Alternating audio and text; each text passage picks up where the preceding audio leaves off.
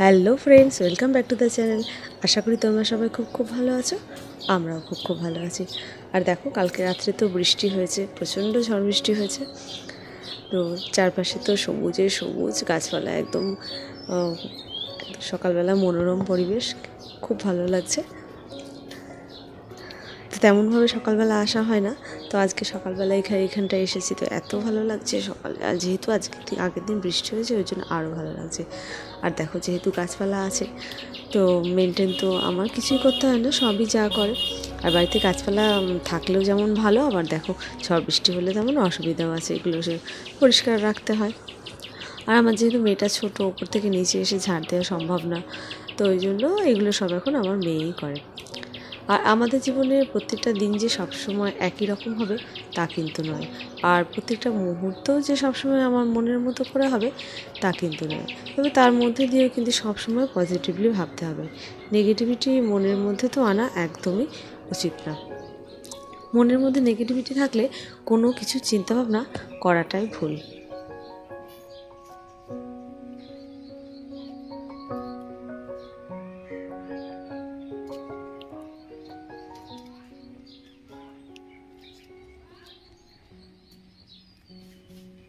আমার মতে আগামী দিনে যেটা হবে সেটা দেখা যাবে, শুধু শুধু ভবিষ্যতের কথা ভেবে লাভ নেই।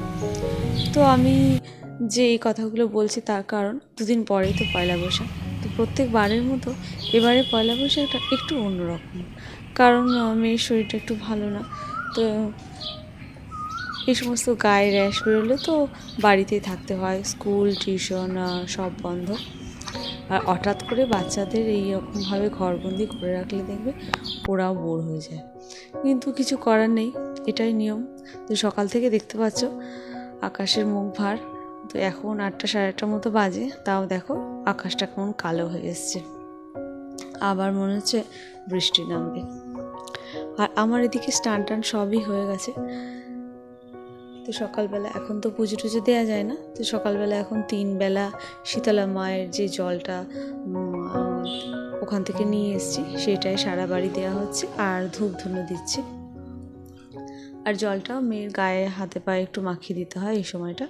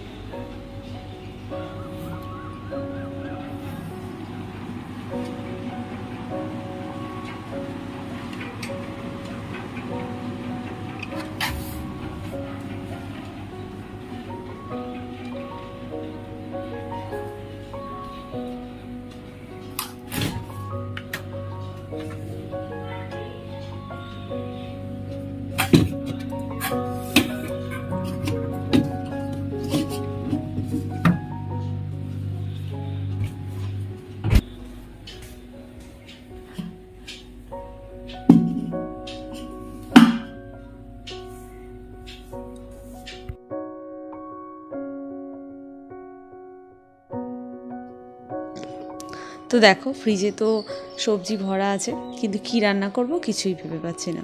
যাই করতে হবে নিরামিষ। আর আমার মেয়ের তো মুখটা খারাপ হয়ে গেছে, তেমনভাবে কিছুই খেতে চাইছে না। আর এদিকে ওর বাবাও ভোরবেলা অফিসে যাচ্ছে, তো আমাদের দুজনের জন্য রান্না, তো যাই করতে হবে নিরামিষ। তো ওই জন্য ঘরে দেখলাম কুদ্রু ছিল, ওটা ভাজা করলাম, একটু আর চাটনি করব। তো চাটনিটা করলে আমার মেয়েটা একটু বেশ ভালো ভাত খায়। তো এই রেসিপি আজকে করব। তো চলো বন্ধু, আজকে ভিডিওটা এখানেই শেষ করছি। তোমরাও ভালো থেকো, সাবধানে থেকো, সুস্থ থেকো। আর ভিডিওটা ভালো লাগলে লাইক অ্যান্ড সাবস্ক্রাইব, আর হ্যাঁ, কমেন্ট করতে ভুলো না যেন। টাটা।